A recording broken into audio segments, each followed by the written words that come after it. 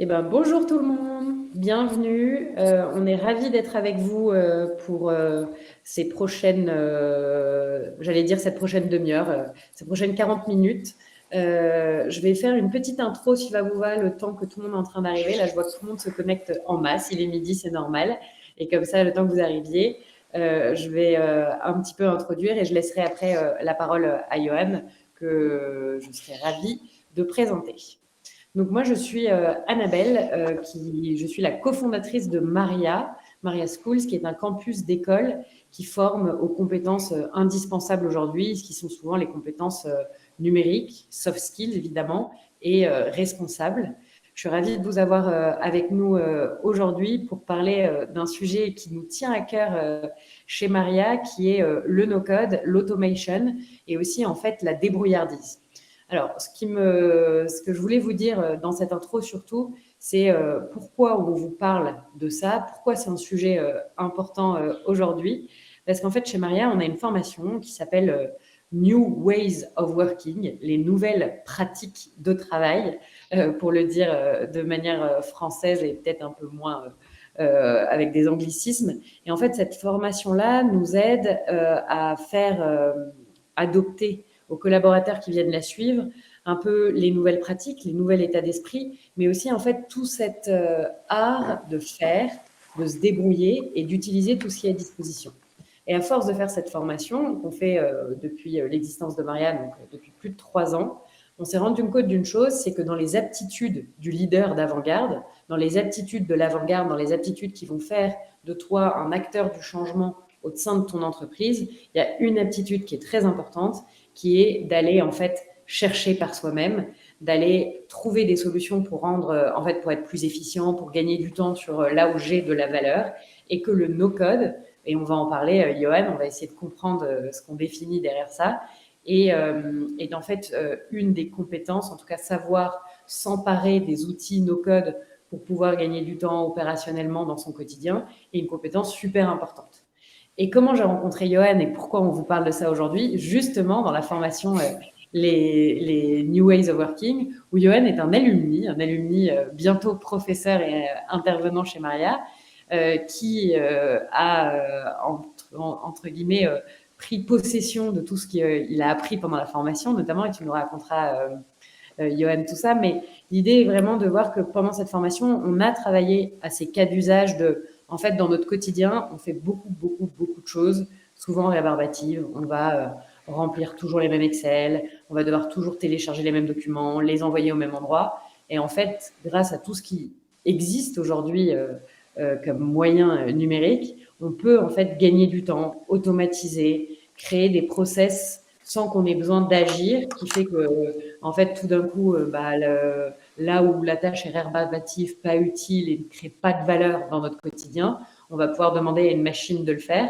Et on n'a pas besoin d'être des spécialistes de l'IA, on n'a pas besoin d'être des codeurs ou des développeurs. On peut aussi le faire, c'est pour ça que ça s'appelle le no-code, sans une ligne de code.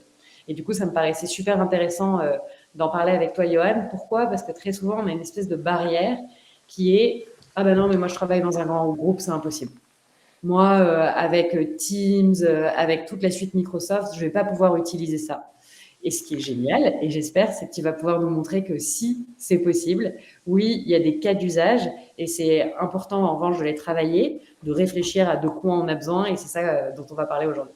Donc voilà, si je vous parle de ça aujourd'hui chez Maria, c'est parce que nous, c'est une discipline qui nous tient à cœur, qu'on fait évidemment des formations sur le sujet, et notamment dans toutes les formations qui sont pour les personnes qui sont des managers, des leaders, qui ont envie d'être en fait à l'avant-garde, de connaître ces sujets-là et d'être acteurs des transformations au sein de leur entreprise. Et que je pense, Johan, qu'en tant qu'alumni, tu es une valeur d'exemple qui est juste géniale. Alors, je vais commencer par ma première question. Je vais enlever cette capture d'écran qui va être est-ce que tu peux te présenter, Johan Et je crois que pour le coup, toi, ce qui va être un petit peu antinomique avec ce que j'ai dit, tu es un ancien développeur, si je ne me trompe pas. Mais je te propose de. Et comment t'en es venu à utiliser le no-code, évidemment. C'est ça. Bonjour à tout le monde. Merci Annabelle pour la petite intro. Donc moi, j'ai commencé en agence de communication à faire du développement web. Donc, j'étais responsable d'un pôle web dans une petite agence de communication. Donc, à l'époque, j'ai fait l'ancien métier qu'on appelle webmaster, qui est un peu old school maintenant. Et du coup, j'ai vite touché à beaucoup de choses, mis les mains dans le code, faire du design, etc. Gérer les clients, enfin bref. Après cette expérience-là, en fait, j'ai intégré le groupe Roulier, donc un grand groupe familial français qui rayonne à travers le monde. Et justement, j'ai pu finalement, avec ma petite expérience, juger passer d'une petite agence de com où on était 10 à un grand groupe où on est maintenant 10 000 collaborateurs. Et justement, les process sont complètement différents.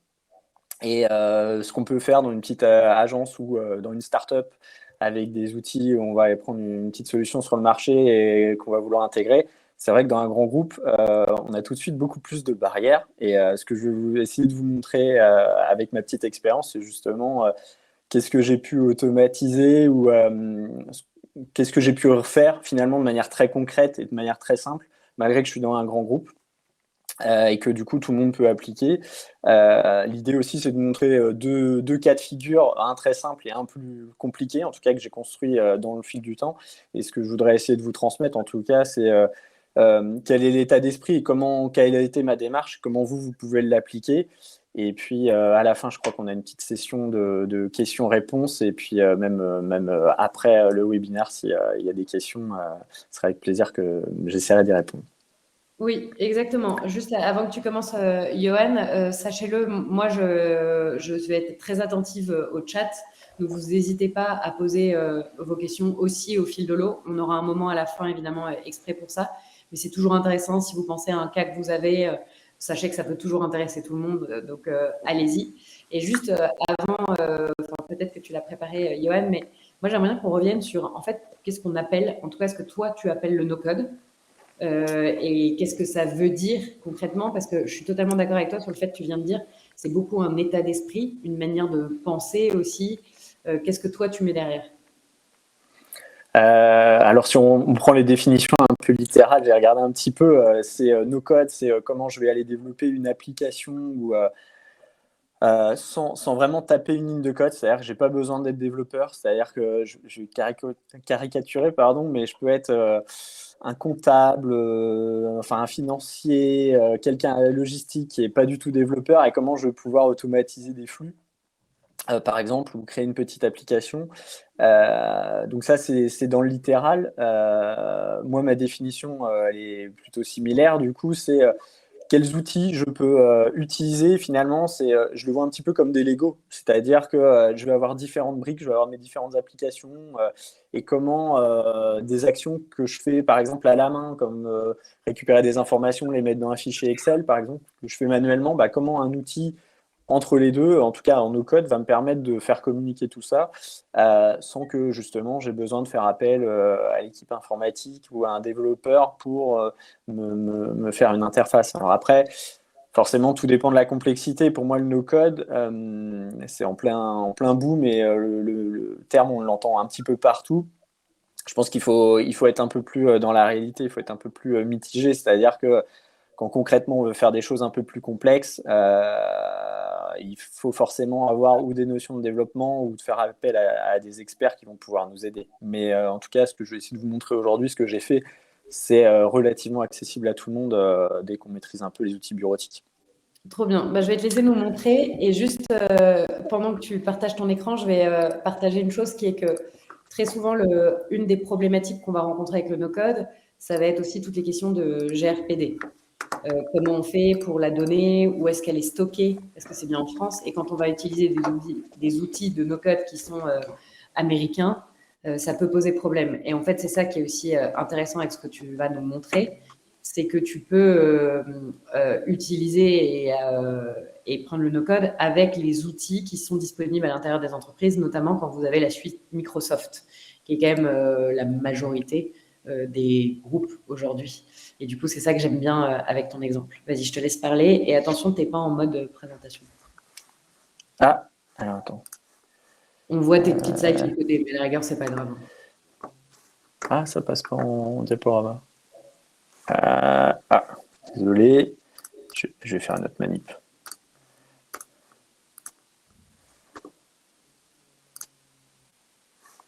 Dans les autres choses, pour moi, qui sont Est-ce que là, c'est mieux? intéressantes. Ouais, bah vas-y. Super. Startup vs grand groupe, grand sujet. Hop. Ouais, j'ai fait cette petite slide. Alors, j'ai fait une petite présentation histoire d'avoir un support pour l'échange, que ce soit plus simple pour tout le monde. J'ai essayé de résumer. Alors là, peut-être que c'est challengeable, mais en tout cas, pour moi, les différences qu'on a entre start-up et grand groupe. Sur la partie ressources financières, forcément, entre une start-up qui va aller chercher des solutions pas chères versus un grand groupe qui a des moyens financiers, qui peut aller plus loin et mettre des outils qui sont un peu plus lourds, plus coûteux. Un grand groupe par rapport à une start-up, c'est forcément les process. Tu le disais, Annabelle, sur la partie juridique, par exemple. Quand on veut mettre en place un outil ou des process, il faut penser à la RGPD, il faut voir avec le juridique, il faut voir avec sa DSI, il faut voir avec différents services. Là où une start-up, en général, on se pose un peu moins de questions. La flexibilité et l'agilité, forcément, quand dans une startup, on peut aller très vite, c'est très agile. Même si dans les grands groupes, en tout cas de mon point de vue et en tout cas dans le groupe Roulier, même si on est un grand groupe, la flexibilité et l'agilité, on arrive à l'avoir tout en rentrant dans les process. Alors, forcément, c'est un peu plus long, mais on y arrive. Les besoins spécifiques, forcément, entre une start-up qui va avoir plutôt des standards et on va utiliser des outils qui sont sur étagère, qui ne demandent pas beaucoup de spécifiques. Un grand groupe, de par les activités qu'elle va faire et justement les services qui vont les utiliser, ils ont besoin forcément de choses bien particulières par rapport dédiées à leur industrie. Moi, je le vois dans le groupe où on a différents métiers. On fait de l'agroalimentaire, on fait des engrais, on fait de la plasturgie. Donc, du coup, tous ces métiers-là n'ont pas du tout les mêmes besoins et on a besoin de spécifiques. Et puis, la gestion des risques, forcément, quand on est dans un grand groupe, quand on parle de la RGPD, par exemple, quand on est une petite start-up, une petite entreprise qui se lance, forcément, on va être un peu moins dans l'œil du cyclone, j'ai envie de dire, sur la partie contrôle des données personnelles. En tout cas, pour l'instant, que dans un grand groupe qui va être tout de suite vu. Voilà, c'était juste pour repartager un petit peu les différences. Moi, ce que je préconise, en tout cas, comment moi j'ai fait, c'est de faire un point sur l'écosystème que vous avez au niveau des outils d'automation. Là, je vais faire un petit focus sur les outils automation. Je vous ai mis à gauche plutôt des outils qu'on peut utiliser plutôt justement en startup ou dans des PME type Zapier, Make, IFTTT ou Automate. C'est des outils SaaS que vous pouvez trouver en ligne, alors soit avec des comptes gratuits ou alors des fois avec des versions un peu premium pour quelques abonnements, enfin des abonnements de quelques euros par mois. Et pour les grands groupes, on va dire comme nous, il y a des solutions équivalentes qui existent. Il faut aller creuser un petit peu avec sa DSI notamment. Chez Microsoft, c'est Power Automate, ce que je vais vous montrer puisque nous on utilise la suite Office 365. Il y a des outils comme Nintext aussi, qui intègre un outil qui s'appelait K2 aussi auparavant, qui est on va dire, des outils plus lourds à mettre en place, mais qui permettent de créer des applications de code. Et dans la suite Google, alors je ne suis pas un expert de la suite Google, mais j'ai vu que l'équivalent de Power Automate, c'était AppScript aussi. Donc c'est pour ça que c'est bien de faire un point sur ce qui est disponible et de ensuite challenger votre DSI sur soit les solutions que vous avez trouvées, est-ce qu'elles peuvent s'intégrer et passer, on va dire, à tous les contrôles cybersécurité, etc., ou RGPD pour le contrôle des données, les flux, etc., qui passent. Ou alors de voir avec eux justement dans les suites groupes que vous avez, qu'est-ce qui est autorisé et quelles solutions on pourrait vous mettre à disposition. Donc, ça, c'est super intéressant parce que ce qui est vrai, c'est que le premier frein, c'est qu'on a l'impression que dans nos entreprises, il ne va pas exister les bons outils ou que la DSI bloque. Et nous, on a eu beaucoup de cas de personnes qui ont commencé à comprendre les avantages que pouvait représenter de réfléchir comme on peut réfléchir quand on fait du no-code, se dire qu'on va connecter entre eux des outils. Et les DSI sont souvent extrêmement réactives là-dessus et peuvent débloquer des niveaux de Power Automate qui permettent de faire ces connexions entre les différents outils et de gagner du temps. Et c'est un truc qui marche vraiment bien. Et ce qui est vrai, c'est qu'il faut déjà savoir que Power Automate existe et que c'est l'équivalent des Zapier et de tout ce qu'on peut voir sur les business plus petits. Mais en fait, c'est super fort et ça permet de faire plein de choses. C'est ça. Du coup, pour se lancer, moi, j'ai mis cette phrase-là, Start Simple. Pour moi, c'est de commencer déjà très simple, très petit. Et je vais l'illustrer par mon premier cas de figure.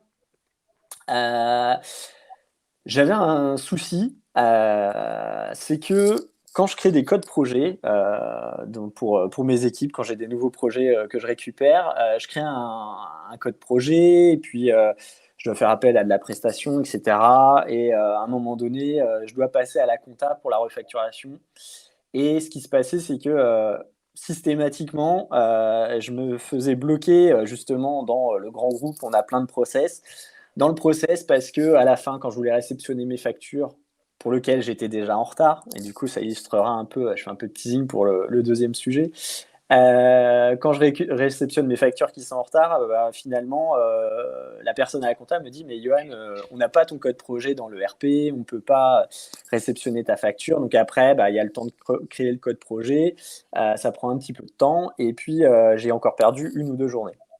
Donc en fait, je suis parti de ce cas de figure-là, très très simple, et j'ai été créer un flux. Alors je vais vous présenter la capture de mon flux dans Power Automate. Alors je vous épargne la création d'un flux, mais c'est assez simple. Une fois que je suis connecté dans Power Automate, je vais créer un nouveau flux. Et en fait, comme je disais tout à l'heure, avec des Legos, c'est-à-dire que je vais imbriquer un petit peu mon besoin. Donc moi, mon besoin, il était assez simple, et mon flux on va dire manuel tel que je le faisais, c'était que j'ai mon collègue qui s'appelle Jacques à la compta, il se reconnaîtra s'il est au webinar ou qu'il voit le replay.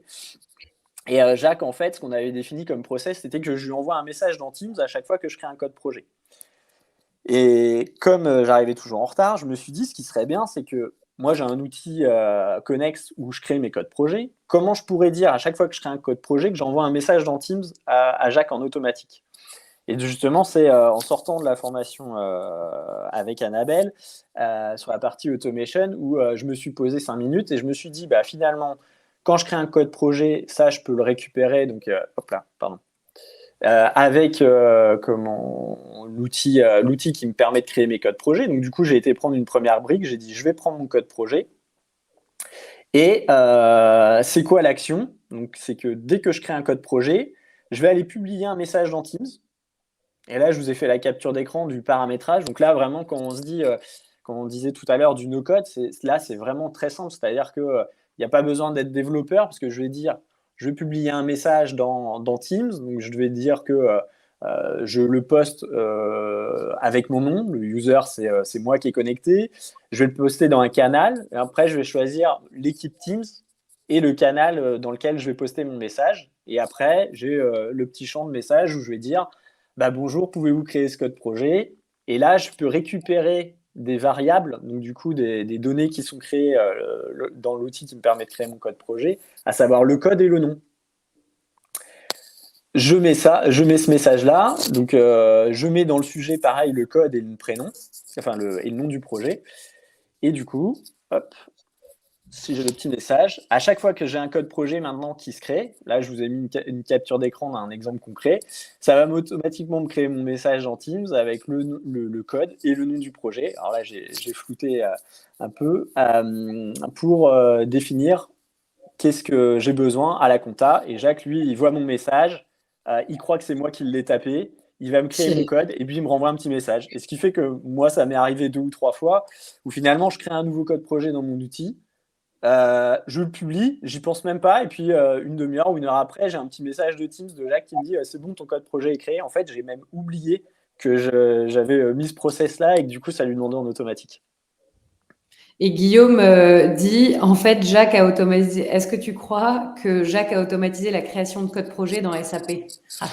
Ah, ça c'est l'étape d'après, ça. Et c'est là où c'est un peu de promouvoir un petit peu ça. C'est-à-dire que ce genre de choses, c'est pour ça que je ne vais rien vous apprendre de révolutionnaire aujourd'hui, mais c'est juste de comprendre que voilà, les petits cas de figure très simples comme ça, je le fais. Et maintenant, Ce que j'essaye d'acculturer les gens à ce genre de choses, c'est qu'à la machine à café, on en parle. C'est-à-dire que justement, je vais aller parler avec Jacques à la compta et je vais lui dire, ah bah tiens, moi, du coup, tu sais que quand je t'envoie un message, en fait, c'est même pas moi, c'est un petit robot qui va te l'envoyer automatiquement en se faisant passer pour moi. Et l'idée, c'est de comprendre un petit peu. Lui va peut-être me dire, ah bah ouais, mais moi, à chaque fois que j'ai ton message, ça serait bien si je pourrais aller créer en automatique dans SAP ou dans autre chose. Et on engage la discussion et c'est là où bah, il faut aider un petit peu les gens à leur dire, bah, justement, moi, je l'ai fait avec Power Automate, donc toi, tu peux le faire parce que c'est un outil du groupe, etc. Super. C'est là, pour moi, le sujet super important ici. C'est effectivement, on parlait d'état d'esprit du no-code au début, c'est de comprendre qu'il va falloir réfléchir à quels sont les déclencheurs. Ce qui n'est pas si facile. OK, je vois Non, bien que je c'est fais toujours la même tâche, que je l'oublie, mais qu'est-ce qui fait que je vais avoir un lien? Et moi, généralement, j'aime bien au début, quand on réfléchit à faire du no-code et à se dire qu'on va automatiser, puisqu'on peut le faire, c'est se dire, OK, qu'est-ce qu'il faudrait qu'il se passe? Et donc, prendre une feuille, un crayon, et juste écrire ces briques un peu de Lego, en disant, bah, la première chose, c'est que je crée un projet là-dessus. Donc, il y a un code qui se met. La deuxième chose, c'est je dois envoyer un message. Et en fait, au fur et à mesure, connecter et voir comment on fait pour que notre outil qui s'appelle Power Automate, qui fait ces fameux déclencheurs, en fait, Power Automate, qu'est-ce que tu lui dis? S'il se passe ça, tu fais ça. S'il se passe ça, tu fais ça. Et du coup, ce qu'il faut identifier, c'est qu'est-ce qui se passe et qu'est-ce que j'ai besoin que tu fasses. C'est pour exactement. moi super important de savoir réfléchir en briques comme ça, qui est pas Mm. mal d'ailleurs parce que ça permet de décomposer un peu les étapes d'un projet. Oui, bah, et puis du coup, voilà, ça permet, comme tu le disais, enfin moi je l'ai fait un peu comme ça, c'est-à-dire je prends une feuille et puis je vais faire mon croquis pour dire, bah, j'ai telle étape, telle étape, telle étape, bah voilà, et il faut le construire au fur et à mesure. Alors du coup, c'est un peu ce que j'essaie d'illustrer, c'est pour ça que je mettais un step by step dans mon deuxième cas de figure, c'est-à-dire qu'il ne faut pas penser à l'usine à gaz ou tout le process dès le départ, il faut le construire petit à petit.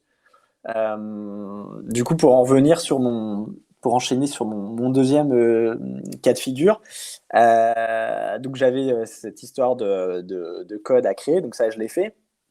Mais j'ai aussi mes factures que je reçois et que, ben, comme tout le monde, en fait, je suis harcelé, j'ai plein de mails, plein de sollicitations, j'ai des mails de factures qui arrivent que je traite pas forcément aussitôt.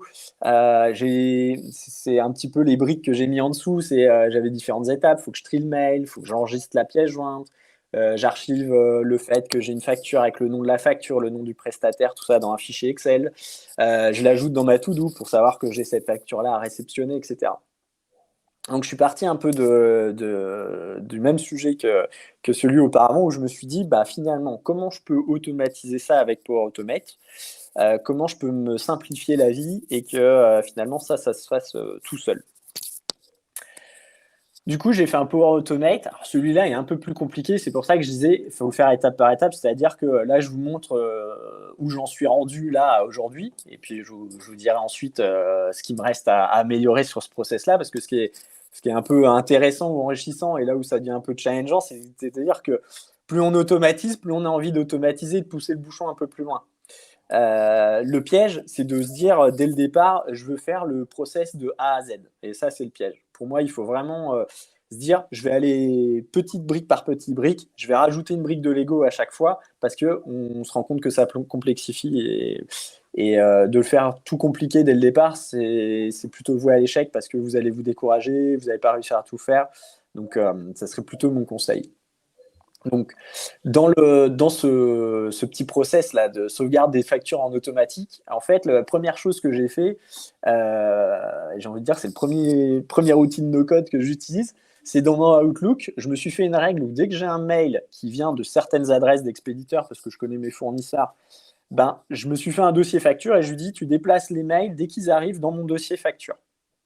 Donc c'est pour ça que dans mon process pour Automate, au départ, là, vous voyez, c'est à l'arrivée d'un nouveau mail de facture. Donc il va aller récupérer que les mails qui sont dans ce dossier-là, ce qui me permet déjà de faire un premier tri.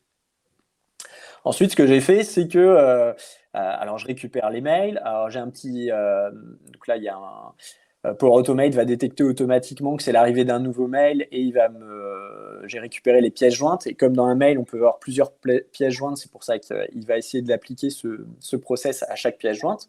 Donc, je vais aller regarder si j'ai une pièce jointe. Donc, c'est pour ça que j'ai une petite condition là, pour dire si c'est une vraie pièce jointe. Et après, c'est là où c'est un arbre de décision. En fait, je vais dire si oui ou si non. Donc, si j'ai une pièce jointe, et ben du coup, la première chose que je vais faire, comme vous vous rappelez ce que je vous mettais sur la slide d'avant, c'est donc c'était trier l'email, donc ça je l'ai fait finalement avec Outlook. Deux, ce que je fais, c'est que je vais aller enregistrer la pièce jointe que j'ai dans mon mail directement dans mon dossier des factures.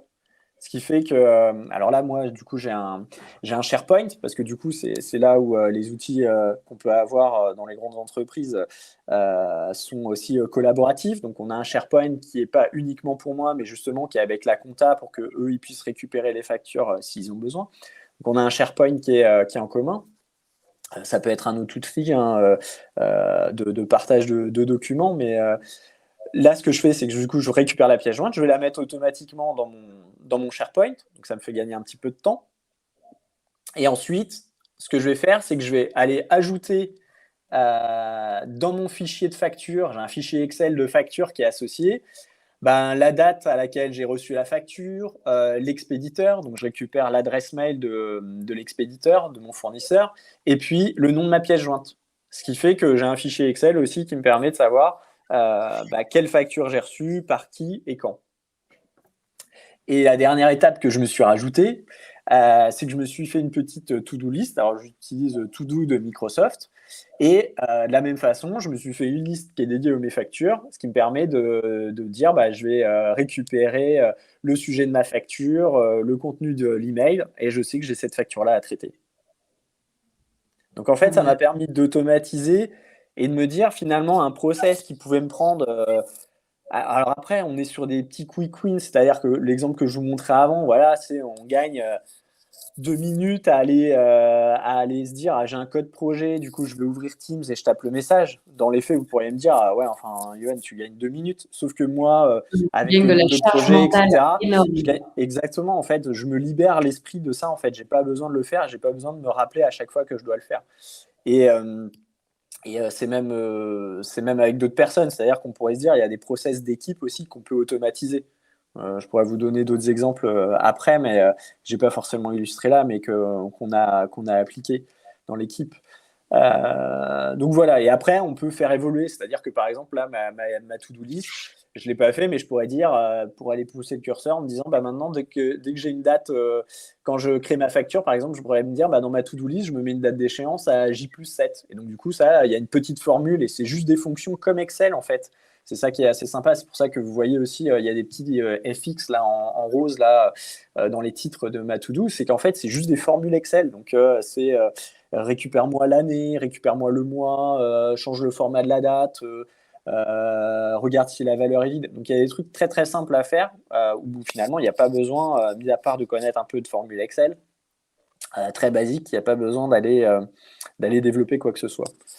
Et juste, pour vous illustrer, quand je disais tout à l'heure, donc mes factures, elles sont automatiquement déposées dans mon SharePoint. Donc là, je vous ai fait une petite capture d'écran de mes factures avec mon petit fichier Excel qui se remplit tout seul et qui me met la date, le fournisseur et puis le nom de la facture qui correspond.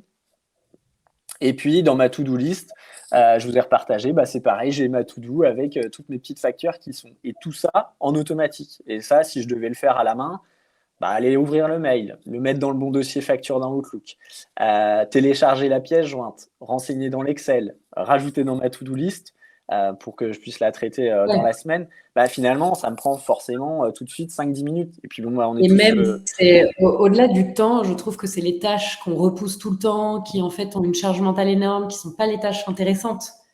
Et donc, c'est génial de réfléchir en disant tout ce qui me prend de la charge mentale, qui en plus me prend du temps et qui, en fait, parfois me pourrit ma journée, je me l'enlève, quoi. Juste une question, histoire d'aller encore plus loin. Comment tu fais pour... très bonne question de Fabie, mais moi, je vais t'en poser une avant.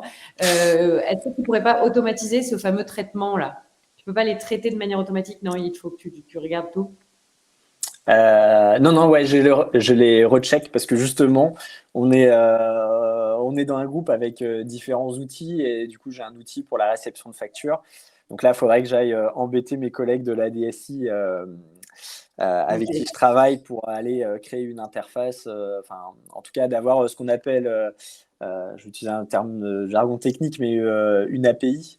Donc en fait, c'est une technologie qui permet de pouvoir communiquer entre différents outils et de leur OK. demander qu'ils m'exposent une API pour que je puisse automatiquement envoyer des infos de ma facture. Donc, dans la théorie, c'est possible, Prochaine étape. mais c'est la prochaine étape. Et, Ouais. et ça va bien avec la question de Flavie, qui dit que ça donne vraiment envie ton workflow, qui dit, on m'a fait la réflexion une fois que si chacun fait son process, alors on n'arrive plus à travailler ensemble.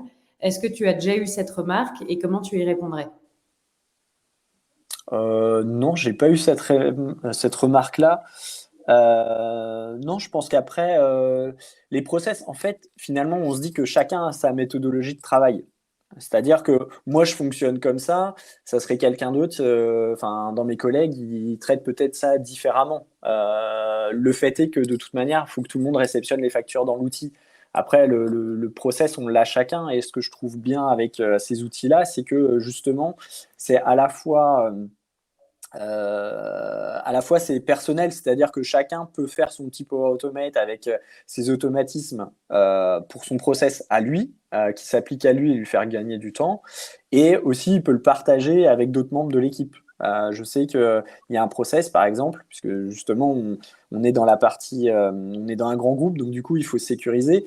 Et la remarque, moi, que j'ai pu avoir, par contre, c'est dire, bah, c'est bien, Johan, tu fais ton process, mais si demain, tu n'es pas là, par exemple, tu fais un process qui impacte toute l'équipe, ou différents services. Et si demain, tu n'es pas là, comment on fait? Parce que finalement, tout est lié à ton compte et on n'a pas la main sur le process et on est coincé.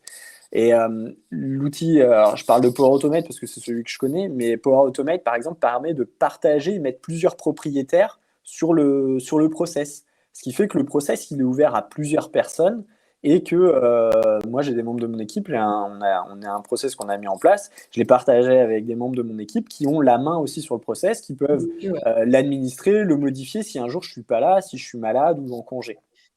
Puis rien ne t'empêche de le documenter quelque part en disant, vous Oui, retrouverez ici la documentation des process mis en place. oui, oui, oui, en plus. Et la documentation, honnêtement, alors je suis plutôt ceux qui travaillent avec moi savent bien que j'aime bien qu'on documente parce que c'est nécessaire pour moi, je trouve ça très important que le savoir reste pas dans la tête d'un ou deux sachants, mais que du coup on partage et qu'on soit Ça, collaboratif. c'est sûr. On est complètement Mais alignés. mais c'est les outils no code comme Power Automate et je sais que dans les autres Zapier ou autres ils le font. C'est que des fois, presque, on n'a pas besoin de documenter tellement vu que c'est visuel, finalement, avec les briques. Enfin là, je veux dire, vous voyez bien que l'étape, c'est je vais créer dans mon SharePoint. Ensuite, alors en plus, on peut faire des noms. C'est-à-dire que comme là, j'ai mis déposer le fichier dans SharePoint pour que ça parle à tout le monde. Donc, on peut renommer les briques de Lego pour que ce soit le plus explicite auprès de tout le monde. Ensuite, j'ai mis ajouter une ligne dans le tableau de suivi des factures. Bah voilà, ça parle de lui-même et j'ai pas besoin forcément de faire une doc pour expliquer aux gens, sachant qu'ils ont juste à ouvrir le bloc et puis ils vont savoir dans quel fichier Excel, dans quel tableau et quelles informations je renseigne. Donc, ce que je trouve puissant avec ces outils-là, c'est que finalement, ça permet finalement à la fois de documenter, de visualiser un peu les process, de les poser et d'utiliser la puissance, on va dire, je dirais la puissance informatique, c'est peut-être pas le bon terme, mais de pouvoir automatiser tout ça, à ce que ce soit documenté et palpable pour tout le monde, quoi. Complètement. Est-ce qu'il y avait d'autres choses que tu voulais nous partager, Johan? Oui, j'avais quelques autres petites choses. Alors, dans mes next steps, alors là, du coup, je tire le bouchon, je tire le fil, mais justement, dans mon process, ce qui me manque maintenant, c'est mes fournisseurs, parce que comme je vous le montrais avant, je récupère les adresses mail, mais c'est pas forcément optimal. Et vous n'êtes pas sans savoir que Microsoft, par exemple, pousse de plus en plus l'intelligence artificielle, notamment avec OpenAI et ChatGPT, avec qui ils sont partenaires. Et du coup, la prochaine brique que je voudrais faire, c'est justement de la reconnaissance. Il y a une petite brique dans Power Automate qui nous permet d'utiliser des robots d'intelligence artificielle. Et je voudrais aller faire de la reconnaissance de caractères Ouais. dans mes factures pour récupérer le nom de mon fournisseur, par exemple. Donc voilà, ça c'est un petit peu plus compliqué, il faut que je me creuse un petit peu plus la tête, mais bon, entre midi et deux, quand j'ai pas un Rien webinar à n'est suivre de impossible. Maria School ou le soir, c'est le genre de truc que j'aime bien et qui me challenge pour en tout cas faire gagner du temps. Et puis bon, c'est toujours sympa d'automatiser, de voir le résultat après, quoi. En tout cas, moi ça m'anime. Trop bien. Qu'est-ce que je m'étais noté d'autre pour vous partager? Alors, j'utilise un mot un peu technique là. J'ai d'autres usages, notamment ce qu'on a pu faire et pas forcément avec Power Automate. Je l'ai pas illustré là parce que j'avais pas trop de capture d'écran, mais on a automatisé un process aussi pour remonter automatiquement des alertes. J'ai un outil qui me permet d'avoir des alertes, par exemple, sur des applications ou des sites web. Quand elles ont un souci, j'ai une alerte qui remonte. Et ça, on a utilisé ce qu'on appelle un webhook. En fait, un webhook, c'est dans certains outils SaaS, par exemple. C'est-à-dire qu'ils vont envoyer un message, comme ça vous envoie un mail, mais en fait, ça envoie un message technique pour comment on va dire qu'il y a une alerte, par exemple que le site web a un problème avec l'erreur. Et ben, j'ai utilisé ça, par exemple, pour alerter toute notre équipe infrastructure avec qui on travaille pour dire bah, il y a une alerte, il y a un problème. Et ça, c'est dans Teams. Donc, on a fait un Teams qui est en commun. Et il y a une petite partie dans Teams qui s'appelle un connecteur. Et vous pouvez dire, ben, à chaque fois que j'ai une alerte, j'ai juste un copier-coller d'une adresse particulière à mettre dans Teams. Et ça, automatiquement, ça me pousse les alertes. Donc ça, c'est pareil. Ça, c'était un process où avant, je recevais un mail, que je retransférais le mail à plusieurs personnes. Alors, j'avais commencé à me faire des règles dans Outlook pour dire, si j'ai ce mail avec ce sujet-là, tu le retransfères à X personnes.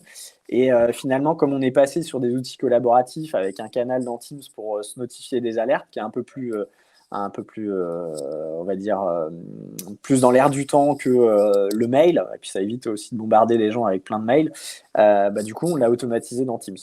Du coup, on reçoit beaucoup de Teams. Voilà, ouais, Et après, les alertes, voilà, c'est beaucoup de Teams, c'est pour ça, je pense. Pour les alertes, mais, c'est pas mal. mais pour les alertes, ouais, c'est bien. Parce qu'après, justement, bah, on peut. Enfin, ce qui est bien, c'est que du coup, c'est collaboratif. Donc, on n'envoie qu'une fois le message dans un canal. C'est diffusé à plusieurs personnes. Et puis, bah, la personne qui est devant son écran ou qui peut prendre le sujet, il va le prendre tout de suite, quoi. On peut le prendre, ouais. Mm. Est-ce que vous avez des questions, le public? Profitez-en pour le poser. Il va rester 5 minutes. Donc, du coup, je les prends dans le chat. N'hésitez pas. Et vas-y, Johan, on t'écoute.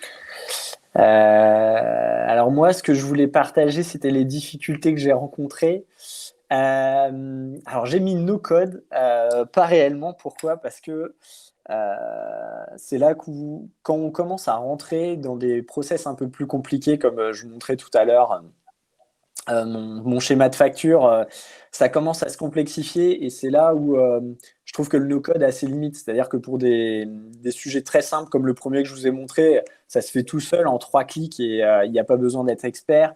Quand on commence à se dire, je vais intégrer ça, par exemple, dans une liste SharePoint, où je vais récupérer un fichier sous un format un peu particulier, du JSON, par exemple, pour les gens qui sont un peu plus techniques auxquels ça parle, ben, en fait, c'est là où on commence à avoir besoin des notions de code. C'est-à-dire que ben, si on ne comprend pas comment fonctionne une base de données ou le langage technique, c'est un peu plus difficile. C'est pour ça que la frontière entre, on entend parler de no-code ou de low-code, la frontière un peu fine. Donc voilà les Ouais. difficultés que j'ai pu rencontrer. Et puis c'est beaucoup de test and learn. C'est-à-dire que moi, ça m'arrive tout le temps que mes flux ils cassent ou parce qu'il y a un cas de figure que j'ai pas pensé. Je sais pas, j'ai la pièce jointe qui arrive mais qui est en Excel et pas en PDF. Ah, ben du coup, ben, mon flux il est prévu pour que ça génère que du PDF. Donc il faut toujours avoir le petit œil et puis il faut avoir des réflexes. Mais j'ai envie de dire c'est un peu plus des réflexes de développeur que j'ai, mais c'est de pouvoir se faire des états de se dire, je m'envoie un petit mail quand l'étape est bien arrivée ou un petit Teams. Alors du coup, c'est marrant parce que je fais de l'automatisation dans mes propres process pour m'alerter que le process est bien passé, mais on peut le faire comme ça. Très bien. Ce que je voulais vous partager aussi, c'est comment le transmettre, ça. De ma petite expérience, en fait, c'est la preuve par l'exemple. C'est-à-dire que, comme j'ai essayé de le faire ce midi, c'est-à-dire que de le montrer, c'est ce qui parle le plus aux gens, parce que j'aurais pu vous faire un truc hyper théorique, mais je pense que les captures d'écran, et même si je ne suis pas rentré dans l'outil, mais de vous montrer quelques captures d'écran et vraiment le concret, comment je l'ai fait, ça parle beaucoup plus. Et si je reprends mon exemple tout à l'heure à la machine à café, quand j'échange ou à la machine à café ou même avec mes équipes, parce que je sais que dans mes équipes, je leur ai partagé aussi ce que je fais. Et ben du coup, les gens en se disant, ils me disent, ah mais c'est génial, ah mais c'est pas bête ton idée. Je vais essayer de faire la même chose, ou moi ça me donne une idée que je pourrais le faire pour tel ou tel cas. Donc c'est pour ça que je mettais en petit 2, mais faut prendre un cas concret et puis le construire petit à petit, step by step. Et voilà, et du coup, je me suis dit que je voulais illustrer un peu Le l'état d'esprit dans skateboard. lequel. Exactement. Alors, j'ai pas mis le petit copyright, j'aurais dû. Je sais plus de qui est cette image, mais en fait, moi, c'est toujours ce que j'ai en tête, c'est-à-dire que, comme là, quand je veux créer un process, on peut penser le truc comme la voiture. Où on veut se dire, je veux faire une voiture, et donc du coup, je vais passer toutes les étapes, mais finalement, j'arrive jamais à produire quelque chose. Et le risque est très grand, c'est que du coup, vous allez arrêter de faire, vous allez vous lancer dans Power Automate, et justement, vous allez Ce qui est faire un sûr, truc c'est avec que ça 10 va étapes. ensemble du début. Ouais. Et du coup, vaut mieux y aller petit à petit. C'est-à-dire, mon flux de facture, j'ai commencé par dire, hop, je mets ma facture dans le dossier Outlook, je me crée dans SharePoint. Ça s'arrête là. Après, je continuais à mettre dans mon fichier Excel, je continuais à mettre dans ma to-do list, etc. Mais je l'ai vraiment fait comme ça. Donc, c'est un peu l'image du skateboard que je fais évoluer en vélo, en moto, etc. Trop bien. Voilà. Eh ben, merci à toi, Johan. Merci beaucoup. Et évidemment, on ira te poser toutes les questions sur LinkedIn ou sur ton email, évidemment. Je vais juste partager parce que je ne t'ai pas interrompu, mais on a eu un super cas perso de Guillaume qui lui utilise Make pour sa vie perso. D'accord. Il a une automation qui initialise une ligne dans un Google Sheet à chaque fois qu'il a un rendez-vous Doctolib pour être sûr de bien enclencher les remboursements. D'accord. Pas mal Super. aussi. Et ce qui est vrai, c'est que ça peut pas mal aider à sa vie perso quand on a Oui, énormément de choses à faire. Merci exactement. beaucoup, Johan. C'est parfait Ouais. en plus en termes de timing. On est Bon, juste top. génial. Tout le monde va pouvoir aller déjeuner. C'était super clair. Il y a eu plein, tu pourras regarder les petits messages, mais Ouais, il y je a vais eu regarder, mais plein en de tout cas, kiff et merci. workflow. Merci pour d'avoir été aussi clair. Et petite réflexion de Guillaume que je t'ai pas partagée, mais qui est assez perspicace sur finalement le process reste le même. Envoyer un email à Jacques, c'est l'exécution qui change. C'est un plaidoyer pour ne pas innover cette résistance au changement, non? Et j'ai répondu, et la solution était de ne plus envoyer d'email. Ouais, C'est ce ton serait bien, ouais. Voilà, donc Juste, merci. C'était hyper concret. Ouais, vas-y, Yoann. et non, et du coup, comme tu parlais de cas perso, je vais même en partager un vraiment perso que j'utilise pour vous montrer aussi qu'on peut faire autre chose et que c'est pas forcément sur les outils de bureautique. Sur iPhone, il y a une application d'automation aussi. Et par exemple, à chaque fois que je pars du bureau ou que je pars du lieu où je suis et que je rentre à la maison, juste pour alerter ma femme à l'heure où je vais arriver, je me suis fait un petit automation qui va calculer mon temps de déplacement avec l'heure d'arrivée. Et ça lui envoie un petit SMS pour lui dire je pars de tel endroit, j'arrive à telle heure à la maison. Alors là, moi, je Du trouve coup, que elle est au c'est du courant. contrôle. Oh là là. Et alors, Mais Guillaume, là aussi, oui, c'est énorme. Coupé avec géofencing. Waouh, vous êtes motivés, les gars, là. Ah, génial. Bon, si chacun veut voilà. partager cette petite automatisation perso, c'est parfait. Non, mais il y a plein de trucs sympas qu'on peut faire. En tout Super, cas, merci. merci. Merci beaucoup, Johan. Et, Hyper explicite d'avoir pris les cas, de voir qu'en fait, même nous, on peut le faire. Et je pense qu'on va tous s'y mettre. Merci tout le bon, monde. super. Bisous. Merci, bonne journée. Au revoir.